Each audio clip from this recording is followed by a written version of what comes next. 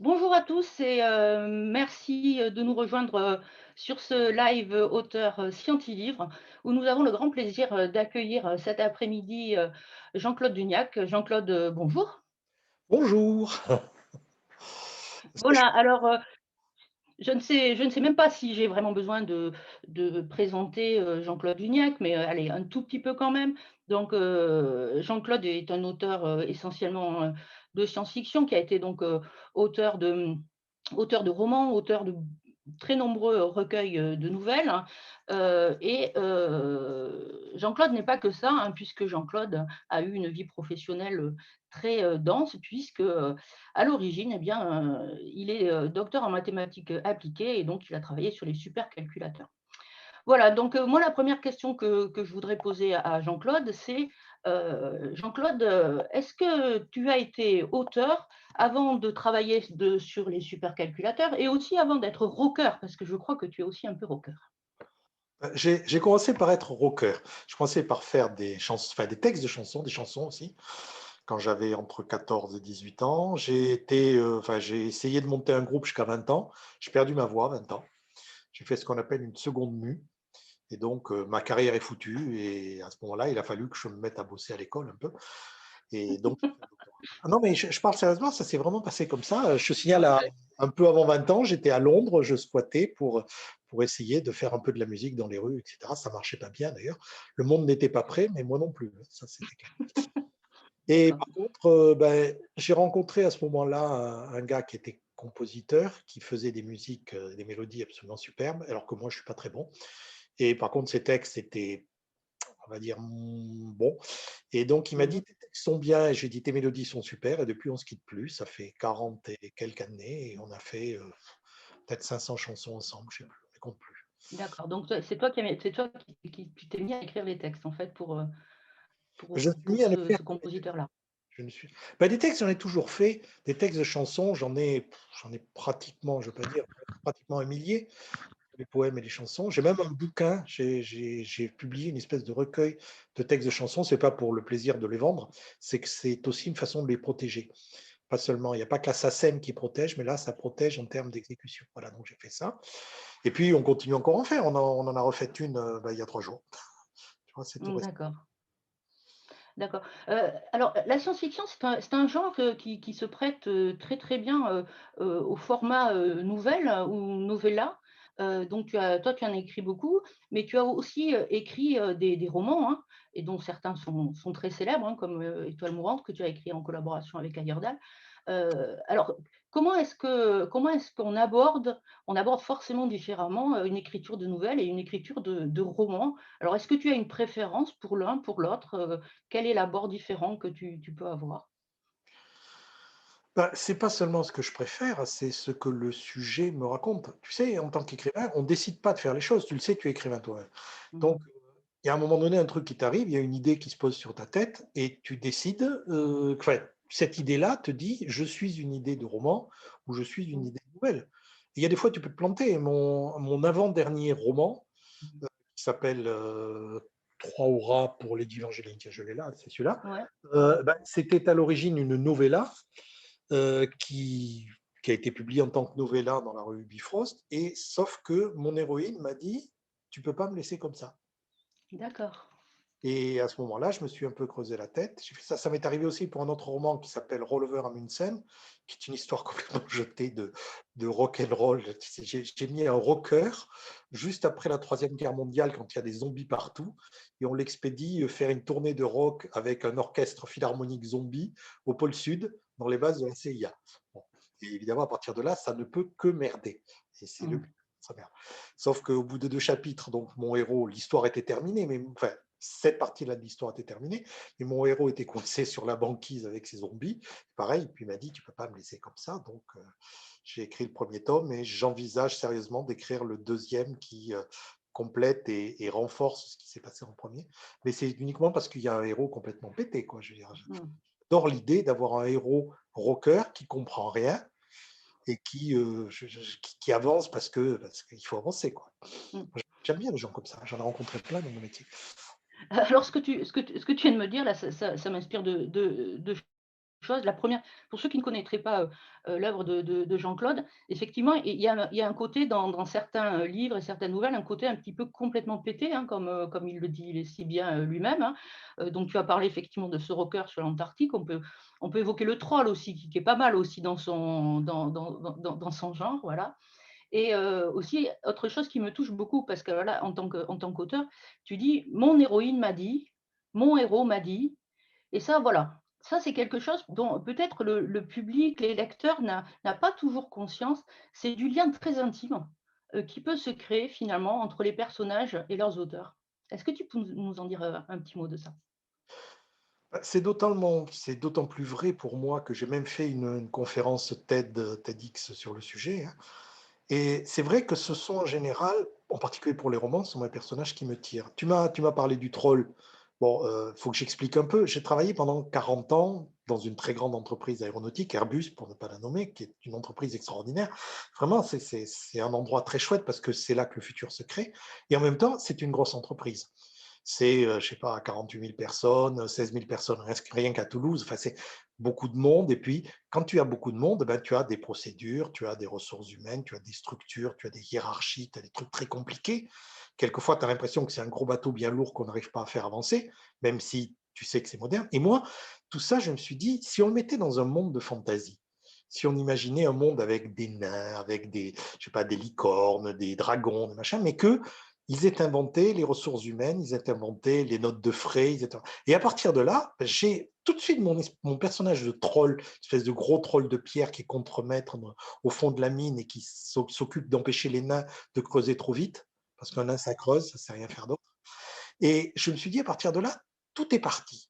Et donc, ce personnage que j'écris en plus au jeu, c'est un personnage dans lequel je suis profondément identifié, mais c'est aussi un personnage qui me tire, qui me dit, regarde ce qui se passe et regarde à quel point le monde est absurde, mais il va falloir faire avec. Et mes personnages m'apprennent énormément de choses, je suppose que c'est pareil pour toi aussi, mais ils m'obligent à être en permanence en train de me questionner, en train d'aller là où je n'irai pas. Et quand on écrit, c'est une chose, je pense que beaucoup d'écrivains ont vécu, les personnages d'un seul coup se mettent à faire absolument n'importe quoi, pas du tout ce qui est prévu, partent là où c'est pas, ils vont là où ils n'ont pas pied, à Mmh, charge pour toi de te débrouiller.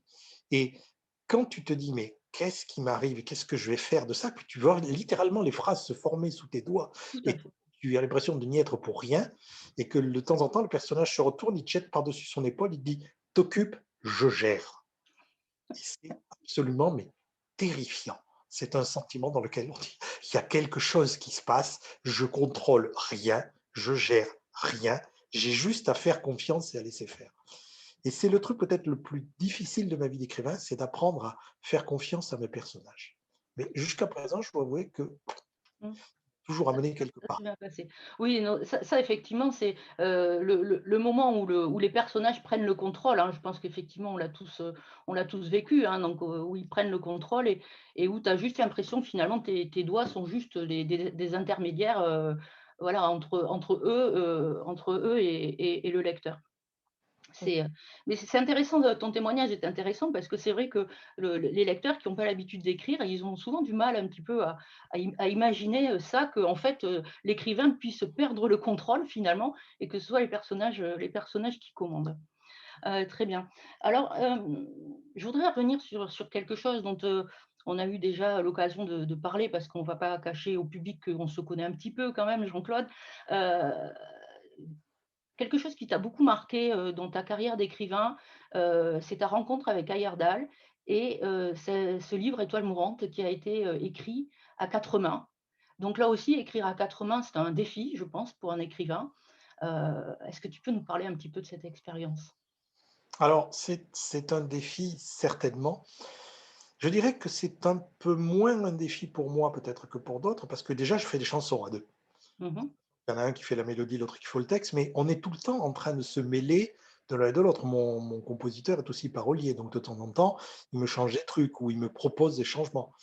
Bon, donc, à un moment donné, on apprend à, entre guillemets, à collaborer. D'autre part, j'ai passé 40 ans à monter des projets. J'ai travaillé comme expert européen à Airbus pendant une grande partie de ma vie.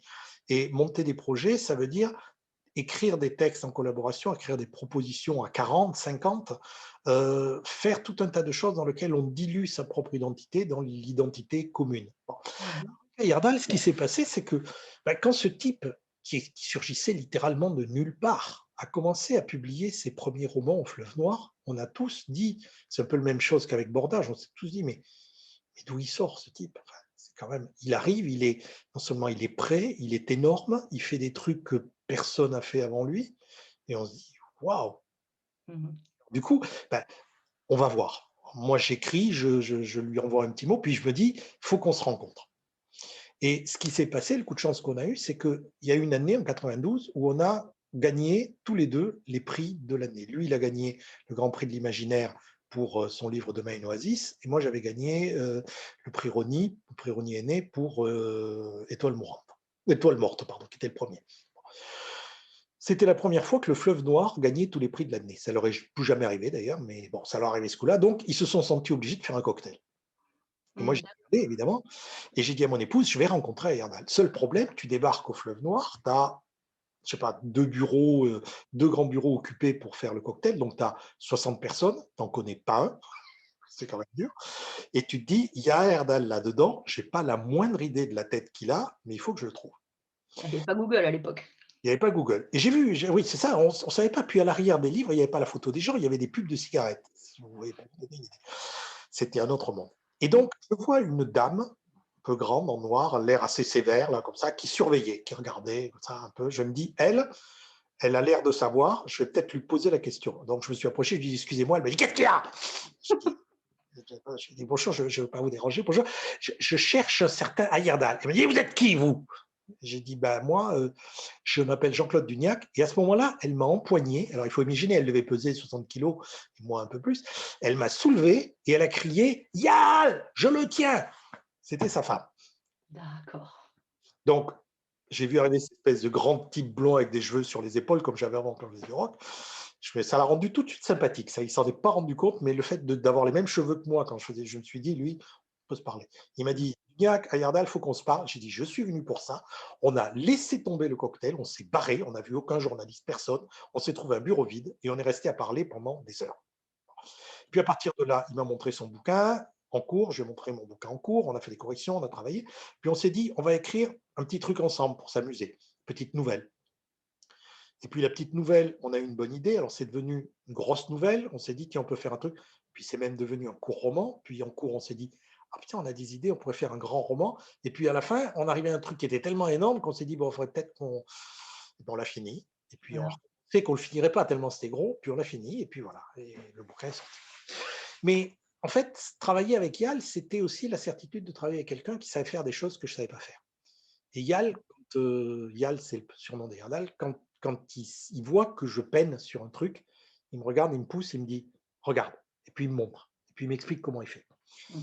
Et là, on apprend. Alors je faisais Super. pareil. On échangeait des trucs. On buvait des coups. On a fait plein de nuits blanches. On faisait la cuisine ensemble. Et Ouais. bon, il est mort, cet abruti. C'est vraiment, pas idée. D'accord.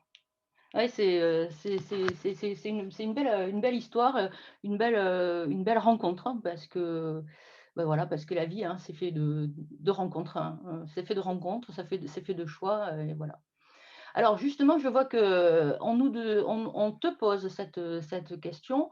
Comment est-ce que justement, est-ce que ça se passe la rédaction d'un ouvrage, à plusieurs auteurs? Est-ce que ça impose, des contraintes particulières? Voilà la question de. Alors oui, c'est certain que ça impose des contraintes parce que on est d'abord obligé de se parler. Alors heureusement pour nous, on avait Internet, donc on pouvait s'envoyer pratiquement chaque fin de semaine, on s'envoyait les pages qu'on avait écrites, on restait. On s'est imposé nous-mêmes deux contraintes. La première contrainte, c'était de dire n'importe lequel des auteurs a le droit de repasser sur le texte de l'autre auteur. S'il y a des choses chez Ayerdal qui ne me plaisaient pas, j'avais. Ça, c'est un premier truc. Deuxième chose, c'est il faudrait qu'on soit d'accord, qu'on ait une espèce de fenêtre des 50 prochaines pages. Alors, on avait une idée générale, très forte, qui d'ailleurs, en cours d'écriture, a changé. On s'est échangé, je ne veux pas dire de bêtises, le bouquin doit faire 600 pages à peu près. On a dû s'échanger 200 pages de notes. On s'envoyait des grands trucs, des lettres, des mails, on se faisait des documents, enfin, Moi, je notais, je note les trucs. Et on avait des idées, on s'envoyait des théorèmes mathématiques parce que derrière l'histoire, il y a des trucs qui mathématiquement fonctionnent. On les a pas mis dans le bouquin, mais c'est important que ça soit solide. Donc, ça nous a imposé d'être rigoureux, c'est la première chose. Et puis, il y a une deuxième chose que ça nous a imposé, c'est qu'on respecte ce que fait l'autre. Mmh. Il y a des moments où il y a les parties dans un truc, je me suis dit, mais je sais pas où il va, mais il fait du Heyerdahl. Et après tout, c'est pour là qu'il est là. C'est pour ça qu'il est là. Il est là pour faire sa part. Donc, il faisait sa part. Et de temps en temps, Heyerdahl il me disait, tu vois ça, j'aurais pas du tout fait comme toi, Mmh. mais il y a que toi qui sais le faire comme ça, donc il faut que tu fasses comme ça. Très bien. Et à la fin, et alors, pour expliquer aussi, au début, c'est un bouquin qui a 4 branches humaines, 4 formes humaines de gens dispersés dans l'espace, qui ont des civilisations différentes. Donc, on s'était partagé 2 et 2. Chacun en avait un qui était le truc qui lui tenait à cœur, et le deuxième qui était quelque chose justement sur lequel il n'était pas du tout à l'aise et qu'il faisait pour apprendre. D'accord. Et donc, on a fait ça. Et on a commencé donc au début à chacun sur notre côté, puis on a rassemblé les 4 rameaux autour d'une étoile, c'est la première moitié du livre, fin de la première moitié du livre. Et à partir de là, ben, on a commencé à écrire 10 pages l'un, puis 10 pages l'autre, puis 10 pages l'autre, etc. Et puis à la fin, c'était tellement tricoté, ça finissait comme ça, que la dernière phrase, c'est un des auteurs, et l'avant-dernière phrase, c'est de l'autre auteur. Et à la limite, on changeait toutes les 3-4 phrases, comme ça, on tricotait, on mélangeait. Ça a été vraiment de la fusion. Oui, je te remercie beaucoup de cette image qui va me permettre une transition, facile, hein, puisque tu parles de tricotage et de voilà. Heu, Tu as écrit quelque chose d'absolument, fabuleux. Je Ah crois qu'il bon? y a pas il y a pas il y a il y a pas d'autre mot, Est-ce que quelqu'un a enregistré ça? c'est un des textes, à la fois les plus beaux, les plus profonds que j'ai lus, très, très franchement. C'est une nouvelle qui s'appelle «Déchiffrer la trame». Et donc c'est un texte qui alors moi qui m'a beaucoup marqué, mais je ne suis pas la seule, hein, puisque c'est un texte qui a eu beaucoup de succès dans le monde entier, hein, qui a été, je crois, traduit, dans de nombreuses langues et qui a reçu, plusieurs prix. Je sais plus. Voilà. Oui, je sais pas. Ben, tu sais pas, tu comprends pas d'ailleurs comment vient le succès, parce que c'était ma genre 53e nouvelle. Mmh. La 52e, ça s'est pas passé comme ça. La 54e non plus. Celle-là, on ne sait pas pourquoi. On ne sait pas pourquoi, d'accord. Voilà, Michel Jury m'a dit un jour, tu sais, je crois que le bon Dieu t'a murmuré à l'oreille. Mmh. Il n'est pas d'autre explication que ça. Je sais comment cette nouvelle est née, parce que je me souviens de la façon dont les textes naissent, je me souviens des questions, des choses compliquées. Je me souviens aussi du fait que mon épouse a fait de la tapisserie pendant assez longtemps, fait du tissage. Mmh. Et donc, j'ai passé pas mal de temps à la regarder devant son métier à tisser, en train de faire ses fils. Et enfin, je sais pas, je trouvais ça magnifique. Moi, de toute façon, quand je vois mon épouse faire quelque chose, en général, ça m'impressionne beaucoup. Et donc, ça a servi de ça. Mais après, t'expliquer pourquoi cette nouvelle marche, j'en sais rien. Mmh. Techniquement, je l'ai faite d'une certaine façon. Il y a eu un travail conscient pour la construire. J'ai pris des notes comme je fais toujours. Le problème des nouvelles, c'est que plus le texte est court, plus il faut qu'il soit précis, qu'il soit dense. Donc, il faut prendre plein de notes pour être sûr que tout va bien et bien relire. Mmh. À la limite, j'écris une nouvelle de 15 pages en un mois et j'écris 50 pages en un mois quand c'est un roman.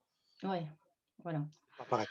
Alors en tout cas, c'est vrai que c'est difficile d'en parler, mais si voilà, si vraiment vous voulez découvrir un texte de Jean-Claude, je vous conseille, fortement, celui-ci. Alors tiens, une autre question qui arrive, donc tu me confiais tout à l'heure que je travaillais pour payer ta retraite et je t'en remercie. Alors la question c'est est-ce que ta manière d'écrire a changé, depuis que tu es à la retraite? Est-ce que tu as plus ou moins de temps pour écrire? Et même question en ce qui concerne les idées. Alors malheureusement, ça a changé, oui, mais pas dans le bon sens. Parce que en fait, je crois que ce qui a énormément changé, c'est la Covid. Parce Mmh. que quand tu es coincé chez toi, même si j'ai la chance d'être dans une maison avec un joli petit jardin, d'avoir mon épouse, donc de ne pas être seul, et que tu es à la retraite, que tu as pas la possibilité de bouger, que tu as pas le stress, ben, tu es moins stressé. Et comme je suis moins stressé, j'ai moins d'impératifs à écrire. Donc, paradoxalement, j'écris moins. Je fais plus de chansons, nettement, Mmh. mais j'écris moins. Bon, par contre, en début d'année dernière, l'année dernière à cette époque-ci, j'étais en Nouvelle-Zélande. Je faisais un grand voyage qui a duré pratiquement 4 mois avec ma chère et tendre. On a fait l'Australie, la Nouvelle-Zélande. Et là, comme on voyageait, comme le soir j'avais envie d'écrire, j'écrivais, je faisais une espèce de blog où je tenais les comptes rendus de mon voyage, je racontais ce qui se passait, puis je mettais les photos. D'abord, ça m'obligeait à écrire, et puis ça m'a poussé à écrire, donc j'ai écrit le troll comme ça. Tu vois. D'accord. Mais depuis que le dernier troll, c'est le dernier de la, enfin, c'est le troisième de la trilogie. Il est sorti la semaine dernière. C'est celui-là. D'accord. Il finit en quelque sorte le cycle. Et celui-là, je l'ai terminé, je dois dire fin août, tu vois, fin août dernier, début septembre. On l'a corrigé avec l'éditrice jusqu'à novembre, en gros. Depuis, j'ai repris des novellas et des trucs que j'ai de côté. J'avance doucement, mais pas beaucoup. D'accord. Parce qu'il y a plein d'autres choses à faire, parce que Netflix, parce que plein de trucs, etc. Donc, mon style n'a pas changé, je pense pas. Ma Mmh. manière d'écrire n'a pas changé. C'est juste que la motivation, D'accord. elle est moins forte. Et puis, pour être franc, quand tu voyages pas, quand tu te remplis pas la tête de plein de Bien choses, sûr. Tu te quand nourris pas, hein, tu te nourris moins. Ouais. je suis un peu Alors affamé, donc j'écris moins bien. alors peut-être, parce qu'on va bientôt arriver heu, au terme de cet échange, une question quand même, donc cette année, Scientilivre, donc le thème de Scientilivre, c'est insolite nature. Oui. Alors, je voudrais te poser la question, est-ce que la nature, t'a inspiré une fois dans ton œuvre? Est-ce que ça a été la base d'une nouvelle ou d'un roman? Je suis pas, même si j'ai été élevé à la campagne, je suis plus urbain comme personne. Moi, tu peux me faire marcher pendant des heures dans une ville. Tu me lâches à un bout de New York, j'irai à pied jusqu'à l'autre bout, pareil pour Londres. Par contre, tu me lâches au cirque de Gavarnie, je trouverais ça beau, c'est pas le problème, mais je dirais que je m'ennuierais un peu plus que quand je suis en train de traîner le long de la Tamise, par exemple. Mmh. Bon. Par contre, il y a des tas de phénomènes naturels qui m'ont intéressé, et en particulier, un truc qui m'a toujours intéressé sont les insectes. Quand tu as ne serait-ce qu'un jardin, des insectes, il y en a partout. Moi, j'adore les abeilles, j'adore les fourmis, j'adore ces trucs-là.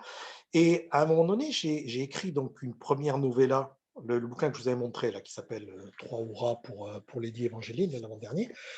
Ça, c'était vraiment ma préoccupation sur le monde des insectes. J'avais vu un film quand j'étais petit qui s'appelait Marabunta, là, en Amazonie, sur les fourmis qui commencent à faire des espèces de fleuves de fourmis. Ça, c'est des choses que j'ai vues. J'ai vu en Australie des fleuves de chauves-souris qui traversent le ciel. Et quand je dis des fleuves, c'est véritablement des milliers et des milliers de chauves-souris pendant 20 minutes qui passent au-dessus de toi. Et ça fait comme un fleuve dans le ciel, quoi.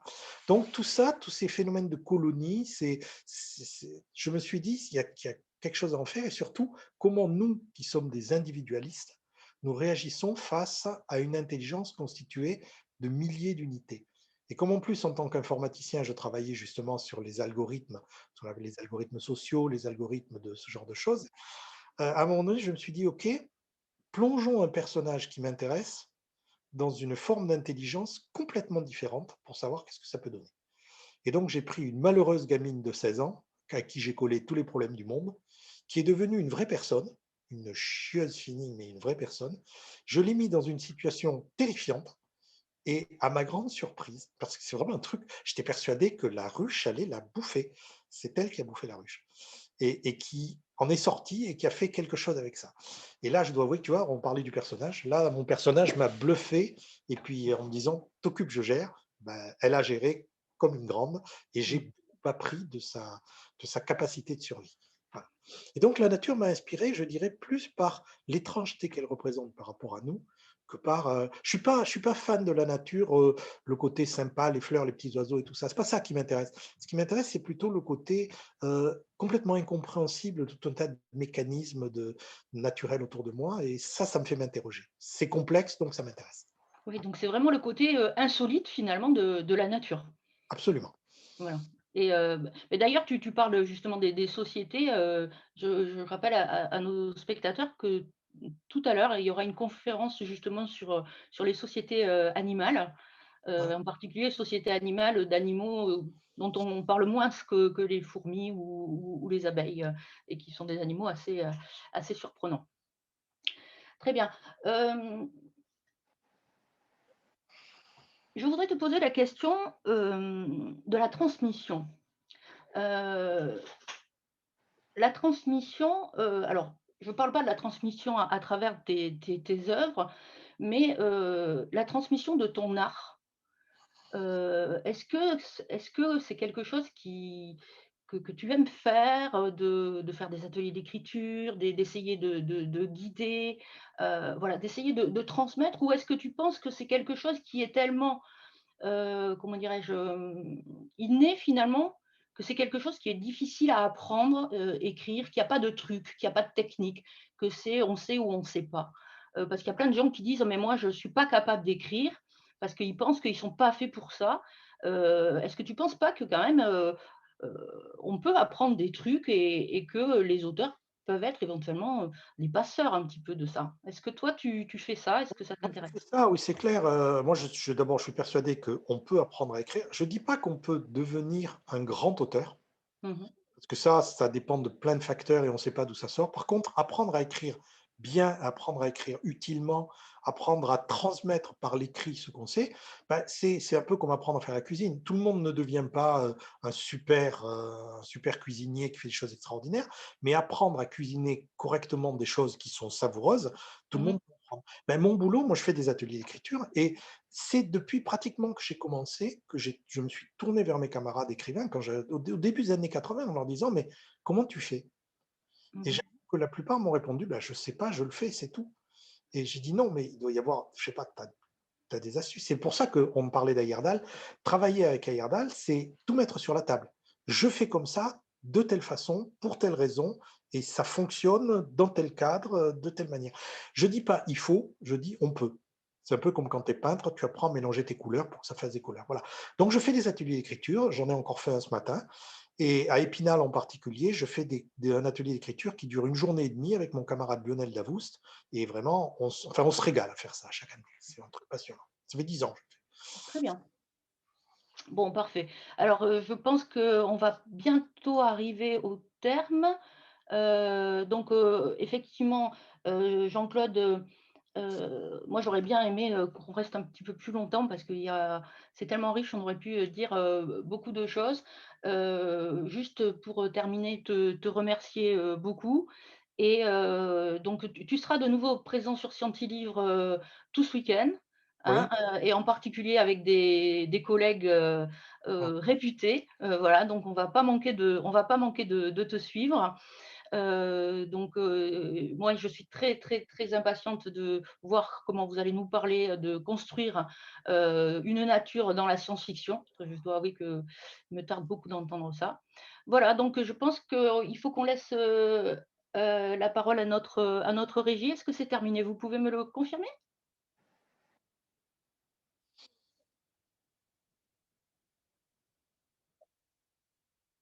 Je dis au revoir quand même? Bon, au oui. revoir, donc au revoir tout le monde et merci beaucoup. Et merci d'avoir assisté à ça. Merci Jean-Claude. Midi.